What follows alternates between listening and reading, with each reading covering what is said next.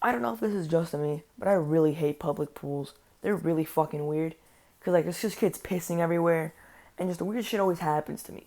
So yesterday I was at a public pool, alright, and I was just going underwater, and like coming back out, and I hear a really weird conversation with a group of kids, alright.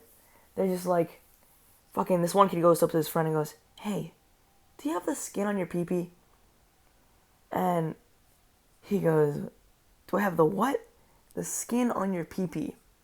And he's like, "I think all of us have our skin in our pee pee." And then he's like, "No, because when you're little they cut it off." And I'm just thinking there, bro, these motherfuckers talking about their foreskin. And then their other friends like that in their little group come over and like, "Do you have the skin on your pee pee?" And they're like, "Yeah, I have the skin on my pee pee." And then they're talking about it. And then one kid, the weird one of all the group, is like, "Have you guys ever had cheese?" And and this one kid goes, "I've had the cheese once." And I'm sitting there, bro, what the fuck you mean you had the cheese once? How the fuck do you get the cheese? Like, and then they keep talking about it, which makes it even worse. They're sitting there talking about their foreskin, talking about how they have cheese, and then one of them says, "Have you ever eaten your foreskin?" And that's when I was like, okay, I'm fucking done. I was like, should I drink the water and just take myself out now? Cause like, what possesses you to say, "Have you eaten your foreskin?" Like, what? Then they start comparing their dick to like bubble gum and like their foreskin to like a wrapper. And they're like, "Do you have the bubble gum in the wrapper? The wrappers and the bubble gum or some shit?" And I was like, bro, you guys are still talking about this. Like, we're at a this is a public pool and you're talking about your fucking foreskin and how you have cheese. Alright? And then they look at me, right, and they're like, "Do you have your foreskin?"